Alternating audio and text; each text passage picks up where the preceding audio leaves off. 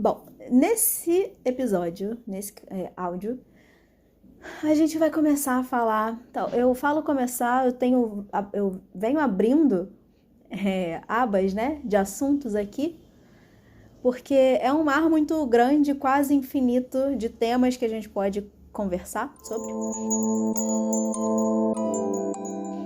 E esse é o tema do momento, pelo menos para mim, porque é algo pessoal.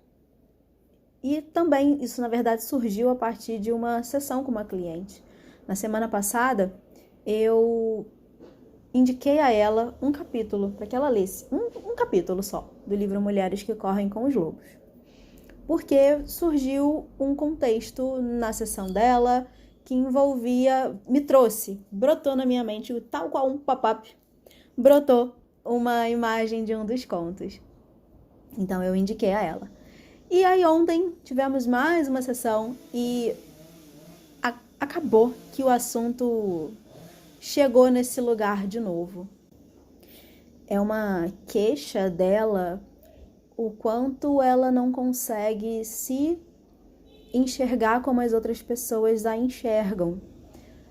As pessoas a veem como uma mulher muito poderosa, muito esplendorosa, brilhante em vários aspectos de poder pessoal mesmo, de mente. É uma mulher muito inteligente, de fato, muito estudiosa. E ela não consegue se ver assim. E aí, esse relato, ele é muito familiar. Acho que para mim, para muitas, eu diria que a maioria daquelas que possam vir a ouvir esse áudio, em algum lugar elas vão se identificar com isso. E é muito interessante que na introdução do livro, porque acabou que eu peguei para ler. Desde a semana passada, quando eu indiquei a ela o capítulo, eu fui ler e ficou aquela vontade de continuar, sabe? De vez em quando eu faço isso. Eu pego um capítulo aleatório e leio. Mas ficou a vontade de começar do começo. Ler o livro novamente, por inteiro. E só a introdução já vale, assim, metade do caminho do livro. É incrível o poder que esse livro tem. Na época, na primeira vez que eu li ele inteiro, eu ouvi alguém falando isso, que ele era de fato um livro de poder que chega para a mulher que está pronta para passar pelo processo de transformação no sentido de se reconectar à alma, a alma selvagem, da mulher selvagem. E é muito real. Na época em que eu li, foi esse livro responsável por me abrir os olhos, me fazer perceber que eu estava há praticamente 10 anos em um relacionamento abusivo, em que eu estava me destruindo, me distanciando da minha alma, me destruindo, me dilacerando para me podar. Eu não vou nem dizer que eu estava me permitindo ser podada. Eu estava me podando. Eu estava me diminuindo absurdamente. E aquilo estava me matando, de fato. Eu estava ficando doente. E a partir dele eu consegui sair disso. Foi um movimento sincrônico. Um dia, talvez, eu conte essa história por completo, porque é muito bonito o movimento que a nossa alma faz quando a gente começa, quando a gente dá o primeiro passo. As coisas vão acontecendo, as ajudas vão surgindo e quase que como num conto de fadas, a gente consegue. A gente tem a oportunidade de sair do outro lado dessa trilha transformada. E para mim esse livro ele é um livro extremamente especial para minha vida, pelo menos até aqui. Ele é o livro mais importante até o momento da minha vida, porque ele me trouxe de volta da Terra dos Mortos. E voltando um pouquinho, né, a história dessa cliente. Não a história, mas o contexto dela, né? Quando ela não se enxerga, não se vê, não consegue ver a si mesma, fica sempre essa sensação de que falta alguma coisa. A gente está sempre devendo alguma coisa para alguém, ou a gente está sempre tentando fazer tudo por todo mundo e muito pouco por nós mesmas. E eu digo isso generalizando. É claro que muitas já estão no processo de mudança desse comportamento, mas estamos em reabilitação, né? Coletivamente, enquanto mulheres, estamos em reabilitação. Não dá para se dizer que a maioria já consegue se priorizar, se colocar em primeiro lugar. Voltando para o contexto dessa cliente, é alguém que se enxerga, eu também me reconheço nesse mesmo lugar. É muito fácil a gente se colocar nesse lugar de só se valorizar, só se enxergar através do olhar do outro. Se alguém me valida, eu me valido. Se não tem ninguém para me validar, eu duvido de mim. Eu não me vejo, como é o caso dela.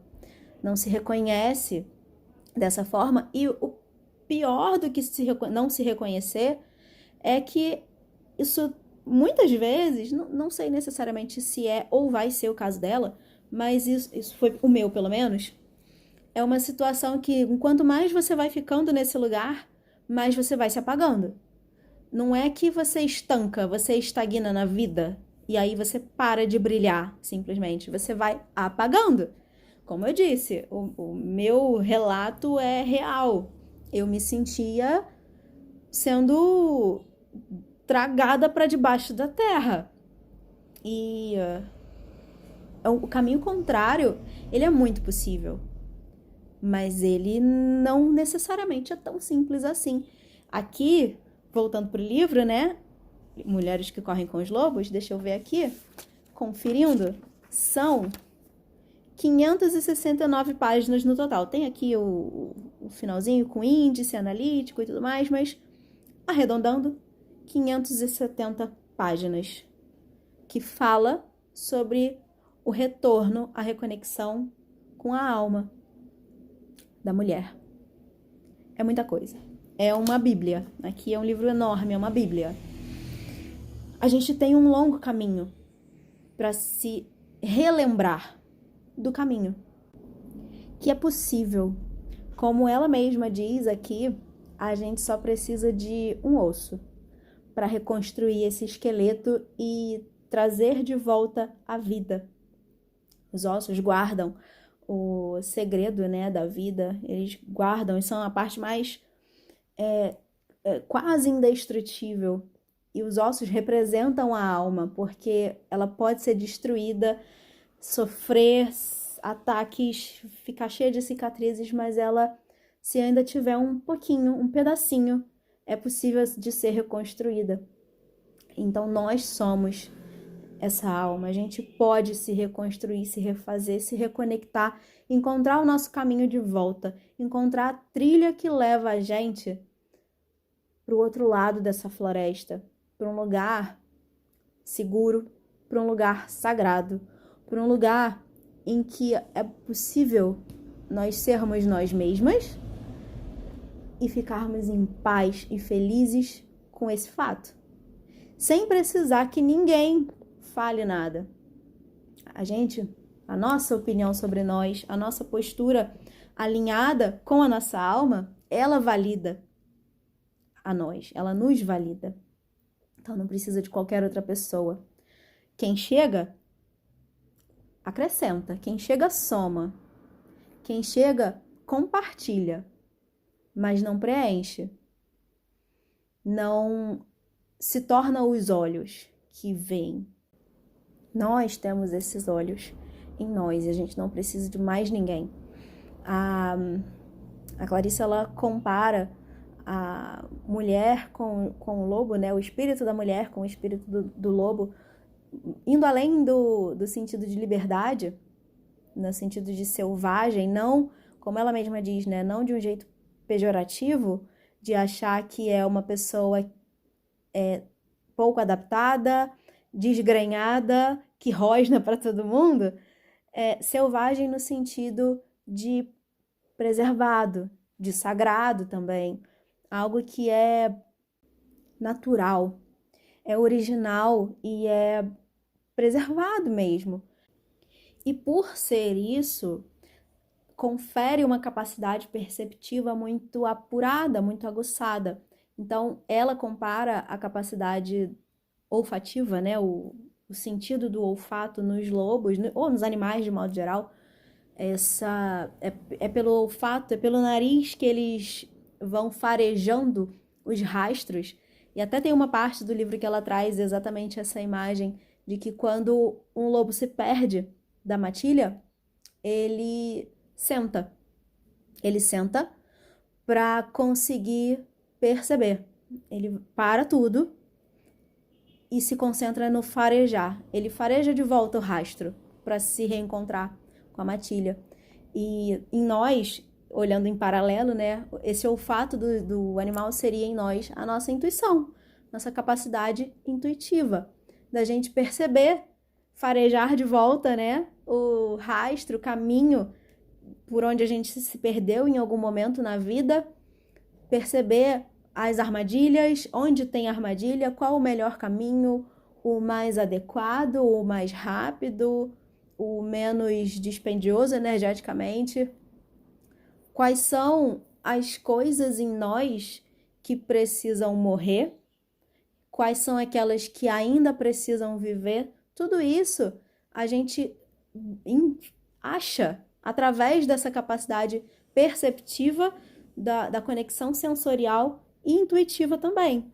Então, todo esse processo que esse livro traz, esse manual de reconexão com a alma selvagem traz, é exatamente para a gente encontrar o nosso caminho de volta, para a gente parar de se fazer pergunta e não encontrar resposta. Eu, enquanto oraculista, atendo dezenas, centenas, atendi até hoje centenas de mulheres, em sua grande maioria dos atendimentos, mulheres se fazendo perguntas que, se elas conseguissem abrir os olhos, os ouvidos, apurar a intuição, farejar de verdade, elas não precisariam me perguntar, fazer as perguntas para o meu oráculo, né, através de mim. Elas saberiam as respostas. Elas sequer precisariam perguntar, porque elas já teriam essa informação posta. Quantas situações de mulheres muito parecidas com a minha própria história eu não atendi até hoje, de pessoas que não conseguem enxergar a verdade que está ali na frente do nariz. Isso com o que elas me descrevem. Eu consegui, né? Depois disso tudo, eu consegui. Hoje eu tenho o faro muito apurado para perceber o famoso embuste. Então eu consigo, na sutileza, numa conversa, a pessoa pode não ser nenhum interesse meu, mas eu sei perceber se por trás daquele comportamento, daquela fala, daquela postura, tem alguma coisa que, se a gente permite, se a gente abre a porta, se a gente dá espaço, aquilo começa a ferir. Então, eu consegui desenvolver isso. Como eu disse, eu também estou em reabilitação ainda, eu não estou 100%, eu vou passar por outras situações, com certeza, na vida ainda, enquanto eu interagir com gente, né? Mas um pouquinho melhor, um pouquinho mais esperta, mais sagaz, que é uma das características dos lobos, né? E dessa alma selvagem. E essas mulheres, na narração delas dos fatos, porque é sempre muito interessante, né, que elas ofereçam um mínimo de contexto, porque isso sempre direciona melhor as respostas do oráculo, né? Então, eu peço, se a pessoa quiser oferecer um contexto, algum tipo de contexto, melhor. E aí, muitas vezes, os relatos são grandes e só de ler, já dá para identificar ali claramente qual é a da outra pessoa, de quem elas estão perguntando. Só que por que precisa dessa validação? Por que precisa perguntar para uma terceira pessoa? Porque é isso, as pessoas estão muito distantes, a maioria pelo menos, né? Muito distantes desse centro, seu próprio centro, porque quando você tá lá, tá mais perto dele, ou melhor, dela, né? Dessa alma selvagem, você consegue identificar muito claramente o que é o que. E tem um trecho aqui dessa introdução que é maravilhoso, porque além de tudo isso que eu disse, que pode até, de alguma forma, para algumas pessoas ficar um pouco abstrato, solto, assim, aleatório. Tem uma parte aqui da própria introdução que ela traz, de um jeito muito didático, para mim, o que significa isso tudo. O que significa essa perda da conexão, do caminho, a destruição, a dilaceração dessa alma. Ela narra aqui uma série, é quase a página inteira, na verdade, de sensações, sentimentos e situações que se desencadeiam a partir dessa desconexão. Ela fala sobre os sintomas associados aos sentimentos de um relacionamento interrompido com a força selvagem da psique. E aí eu vou falar alguns aqui para ilustrar, para quem sabe você que está ouvindo não cair a ficha, né? Se identificar, quem sabe.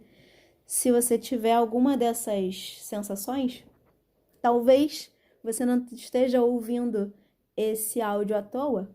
Talvez seja o momento exato, preciso, de você encontrar de volta o caminho para o seu centro, para a sua alma selvagem. Então, vê se você se identifica com essa sensação de fadiga, fragilidade, confusão, depressão, uma sensação de estar amordaçada, calada à força, desestimulada, assustada, fraca, sem inspiração, sem ânimo, sem significado, envergonhada, com uma fúria crônica ou instável, se sente amarrada, reprimida, impotente, insegura, hesitante, bloqueada, incapaz de realizações, entregando a própria criatividade para os outros, escolhendo parceiros, empregos ou amizades que lhe esgotam a energia, sofrendo por viver em desacordo com os próprios ciclos, inerte, inconstante, vacilante, incapaz de regular a própria marcha ou de fixar limites. Você se preocupa demais com a opinião alheia e se afasta do seu Deus ou dos seus deuses. Se isola da sua própria revitalização. Se envolve exageradamente na domesticidade, no intelectualismo, no trabalho ou na inércia, porque é esse o lugar mais seguro para quem perdeu os próprios instintos. Tem receio de se aventurar ou de se revelar. Tem medo de revidar, de experimentar o novo, medo de enfrentar, de exprimir a sua opinião, de criticar qualquer coisa. Tem medo de agir, de parar, tem medo de começar. Talvez, como a minha cliente, não no âmbito profissional, mas em outras áreas da vida, você não se sente plenamente capaz e em perfeito funcionamento. Com essa noção de que não falta nada, tá tudo no lugar. De que você não precisa ser mais alguma coisa para ser alguma coisa e de que também não precisa cortar algo, tirar, podar, para então ser alguém. Não tem nada fora do lugar. Tudo está perfeitamente encaixado no seu ser. Você é esse ser completo, que tem tudo que precisa para fluir na própria vida, indo em direção cada vez mais a um lugar de excelência, não numa competição com ninguém, principalmente com você mesma, mas simplesmente por ser esse o movimento natural da vida, o movimento de evolução. A gente tem a cada dia, né, essas oportunidades de aprender alguma coisa, de transformar alguma coisa, de crescer um pouquinho, de abrir um pouco mais os olhos, de ganhar consciência.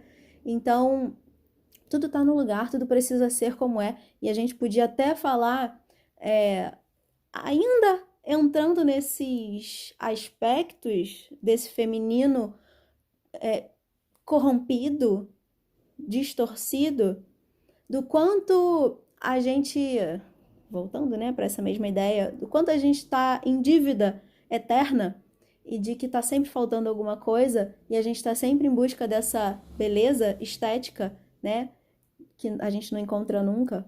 O quanto isso, como é comum de se dizer, é uma das grandes feridas do feminino, que é a mais aparente, porque a gente está falando de algo que está na cara, literalmente.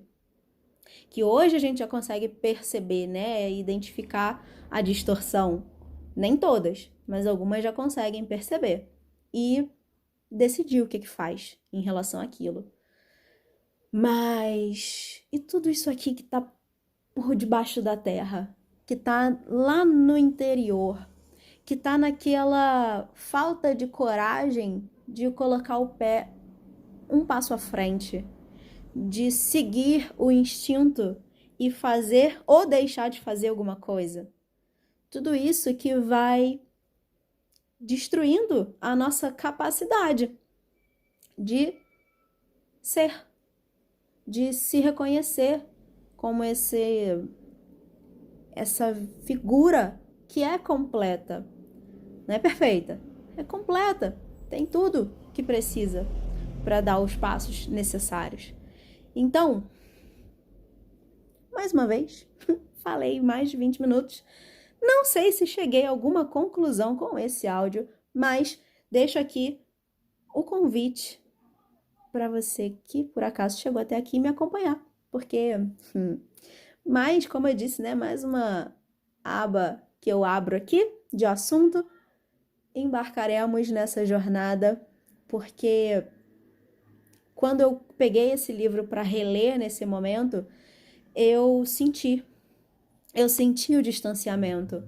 Enquanto, como eu disse aqui mais para trás, enquanto alguém que está em reabilitação, ainda assim, eu percebi o quanto eu me distanciei nesses últimos 4 anos, em que ela foi ficando soterrada por obrigações, pelo cotidiano, pelo dia a dia. E quando eu comecei a ler essa introdução, eu não passei da introdução. São poucas páginas. Mas só de ler isso tudo que tá aqui, alguma coisa dentro de mim se mexeu. A mulher selvagem, como a própria Clarissa fala, quando a gente se aproxima dela, se reaproxima dela, ela chacoalha dentro de nós. E eu senti. Eu senti tanto que eu não sei de onde vinham lágrimas. Eu chorava lendo esse primeiro capítulo. De fato, foi terapêutico para mim. Então, me tocou, sabe? Me pegou num ponto de necessidade. A necessidade, de novo, mais uma vez, ela tá chamando esse arquétipo, essa alma tá chamando para eu retornar para ela. E eu vou fazer isso. De pouquinho em pouquinho, eu tenho vários livros para ler, mas esse tá subindo pro topo da lista e eu vou ler de pouquinho em pouquinho para passar por esse processo de novo e mais uma vez, e não vai ser a última, e quantas vezes forem preciso, eu me coloco aqui à disposição, aberta, receptiva para tudo que tem aqui, que eu sei que tem muitas partes que não são fáceis, mas são necessárias. Então, como agora eu tenho esse espaço aqui para ficar falando e falando e falando, possivelmente eu vou trazer essas ideias, esse conteúdo para cá, me apropriando um pouquinho da ideia do livro para conversar, ou melhor, para cantar a canção da mulher selvagem que chama as outras para despertar, para fazer o mesmo movimento. Quem sabe eu não consigo. Se eu conseguir atingir uma pessoa, já é suficiente. Nem que essa pessoa seja eu mesma. E é isso. Até o próximo.